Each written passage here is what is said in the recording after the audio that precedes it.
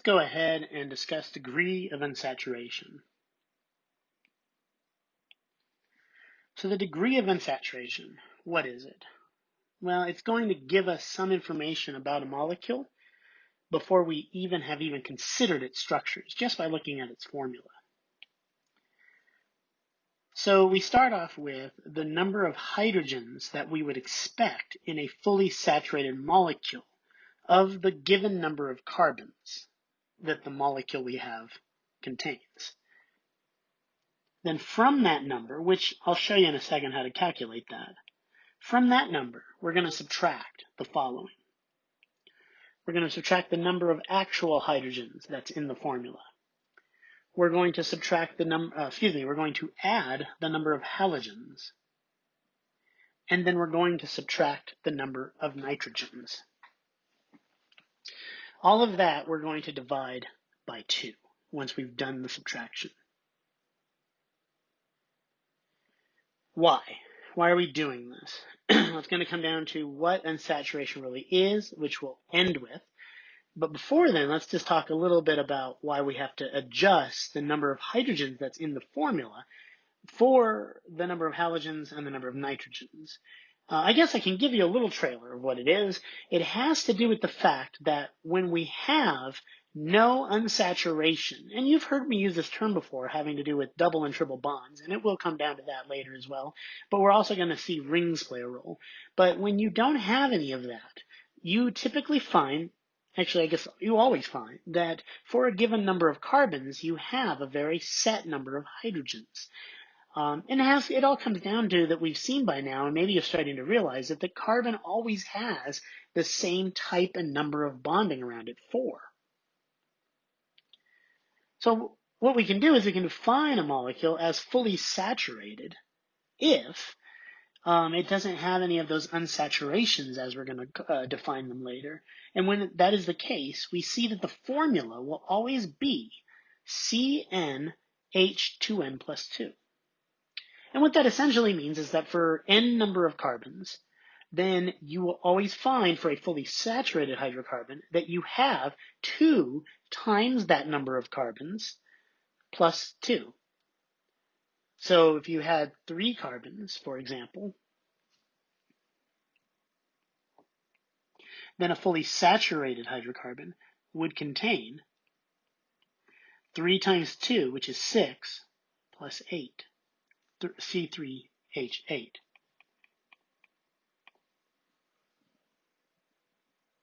Let's take a look at a C3H8 molecule. Actually, it's the only isomer, and we'll talk about isomers in another video, that we have for this formula. So now, what we see is you do have 8 hydrogens surrounding it. Now, let's see what happens if we were to consider a molecule of the same size carbon, but with a halogen in it.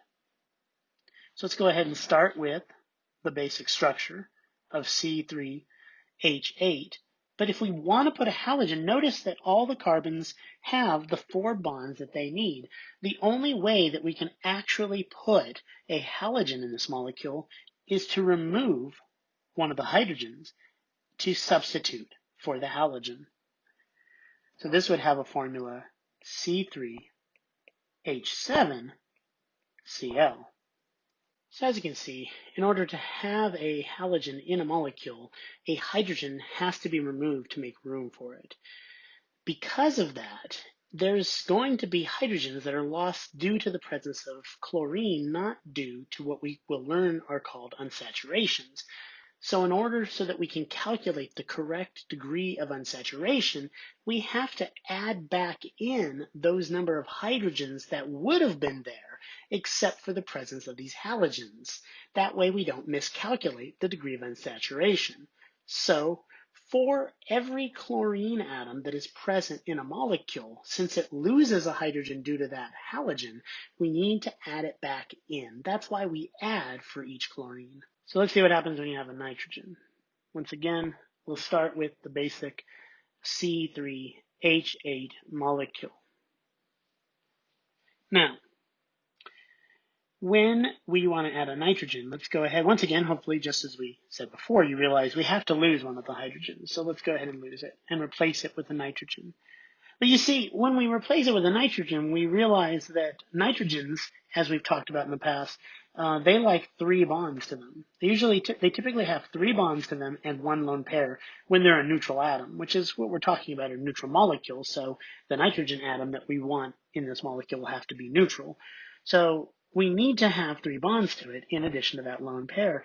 We can go ahead and replace and put back on the original hydrogen that we took off when we inserted the nitrogen, but we're still missing another hydrogen. So because of that, what we find is whenever you have a nitrogen present in a molecule, for every nitrogen, you actually find there's an extra hydrogen present in the structure. So in this case, that's why we have to subtract based on the number of nitrogens, because it'll once again will affect our calculation, which we're trying to calculate how many hydrogens are missing due to the presence of unsaturation. And if we don't account for the fact that nitrogens are messing with that number of hydrogens in the molecule, then we're going to miscalculate our degree of unsaturation. So since each nitrogen brings an additional hydrogen, we do have to subtract off then from our numbers of hydrogen in our molecule. We need to subtract off 1 for every nitrogen that's present in the molecule. Let's just take a look at an oxygen. You might be, asking yourself, we didn't mention oxygen before in the formula, but oftentimes students still get confused. They're still left with, what do I do with an oxygen? Maybe, thinking there's some secret. The reason why it's not in the formula is because it doesn't actually affect the degree of, it doesn't affect the number of hydrogens. So you don't have to account for any of the oxygens that are present. Let's see why that is. Once again, starting with our C3H8 molecule, let's go ahead and try to insert 1 oxygen atom. There's actually 2 ways we could do this, kind of essentially based on the 2 different types of functional groups we see for an oxygen atom with single bonds in the molecule. And that's an ether or an alcohol.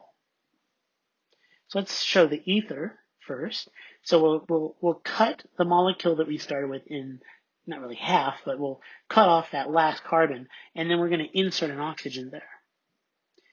And what we find is oxygens, they typically want 2 lone pairs and 2 bonds. So when we insert them into a chain of carbons, it turns out you don't need to remove any hydrogens because they merely insert themselves between the carbons, connecting one bond to one carbon and the other bond to the other carbon, almost like a little connector that connects the previously connected carbons that were once together, and maintaining, the connections, and no charges are built up. No need to remove hydrogens to make room. The carbon is still happy, not missing anything, not needing anything additional. When we have it as an alcohol, the other functional group, we find that the same thing happens, except we're inserting the oxygen not between 2 carbons, but rather between a carbon and a hydrogen bond. Or I should say, between a carbon and a hydrogen atom. So as you can see right here, when we insert the oxygen between the carbon and the hydrogen, so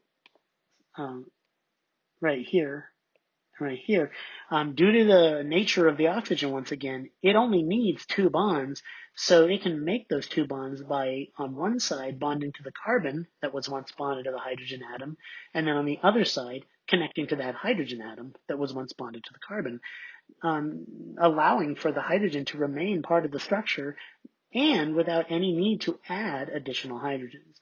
So whenever an oxygen is present, to sum up, it doesn't affect the number of hydrogens. For that reason, the presence of any oxygens in a molecular formula there's no need for us to account for that when we're calculating our degree of unsaturation. So what is unsaturation? I kind of hinted at it already. The first thing we can label it as is a double bond. So we'll start off with our C3H8 molecule. And what we'll find if we find that there's a double bond in this molecule, the only way for us to put a double bond in this chain of carbons is we have to lose hydrogen atoms to make room for it.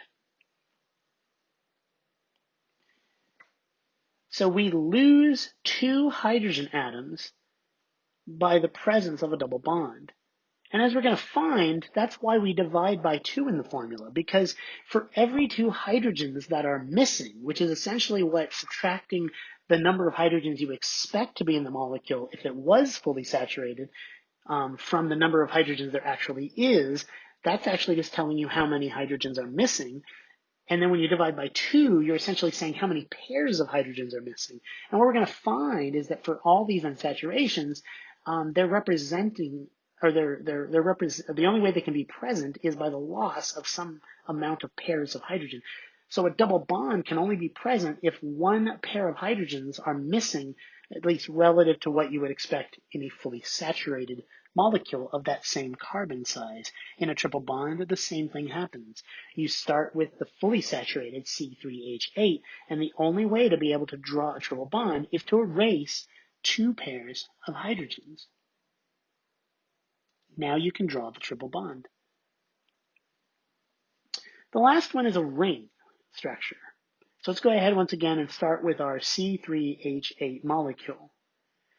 Now a ring, if you recall from what we've seen so far in our nomenclature discussions and even our chapter 4 material on cyclic alkanes, a ring is where you have a chain of carbons where they wrap back around and there's another single carbon-carbon, well, at least a single carbon-carbon bond connecting the 2 ends of the carbon chain.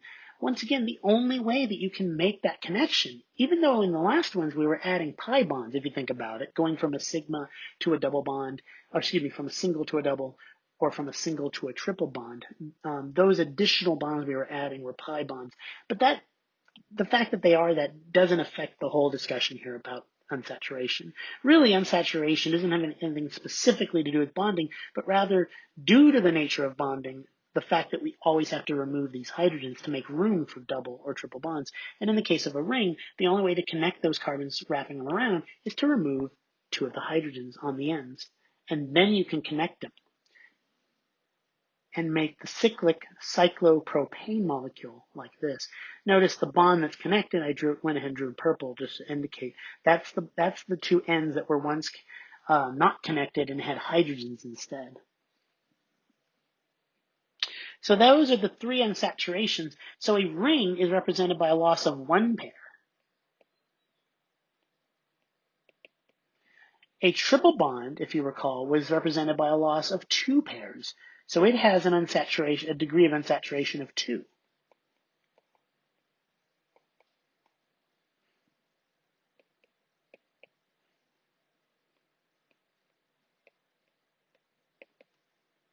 Degrees of unsaturation. And a double is represented by 1 degree of unsaturation. So whenever you see, or whenever you do your calculation, you determine how many degrees of unsaturation, it's not a complete knowledge that you're given. You're not told exactly what the structures are, but you are given some information that tells you that you need to consider certain unsaturations, either triple, double, or ring structures. If you find that your molecule has 3 degrees of unsaturation, that could be 3 double bonds. It could be 3 rings. It could be a triple bond and a double bond. At that point, you will have to figure that out by guess and check, by just considering all the possible structures, or more information might be needed. Let's just actually do an example first. So, as you can see, this too helps us know something about the structure before we even draw a structure. So let's take another example. So we have C4H9NO. So first we calculate how many hydrogens we expect if it was fully saturated. So it's the number of carbon atoms times 2 plus 2. Then we subtract 9 because there's 9 actual hydrogens in the molecule. And because there's a nitrogen, we subtract 1 from that 9. And then we divide the whole thing by 2. So we take 9 hydrogens, subtract 1 because of the hydrogen, whatever that number is, which is 8. We subtract that from 10, which is when we do the calculation right here, having to do with the number of hydrogens we would expect to be fully saturated, which is 10. When we subtract 10 minus 8, we get 2. Divided by 2, we get 1. We have 1 degree of unsaturation in this molecule. So it's either a ring or a double bond. Can't be a triple bond because a triple bond requires 2 degrees of unsaturation. And that doesn't let us completely know what the structure is. Once again, it just gives us additional information. So looking at the same example, it could be this molecule here with the nitrogen and an oxygen inside of a ring with the rest of the carbons making up the rest of the ring. Or it could be this molecule here with an alcohol and an amine group and a double bond alkene somewhere in it. Or it could be this molecule, an amide with a double bonded CO and an NH2 as the connected to it. Remember, this whole thing right here is an amide. If you were to, I'm not going to go through each one, but if you were to think about it and go ahead and practice your bond line vision, but if you were to draw out the carbons and the hydrogens that are hidden, you would realize all of these structures have the molecular formula C4H9NO. The 1 degree of unsaturation is being taken up in each structure as either a ring, such as in this one, the double bond in this one, or the double bond O. See, the double bond doesn't have to be a C double bond C. It can also be a C double bond O that's creating that degree of unsaturation. So, how do I know which one it is? There could be more structures even. There are even, more structures you could draw. Other isomers. There's a lot of isomers you can draw for this molecule. How do I know which one is the structure that I actually have if I'm trying to determine the unknown? Well, you need more information, and that's going to be the subject of additional videos. Well, I hope this is a good primer for degrees of unsaturation, and I hope this helps as you begin to do your worksheet. See you all later.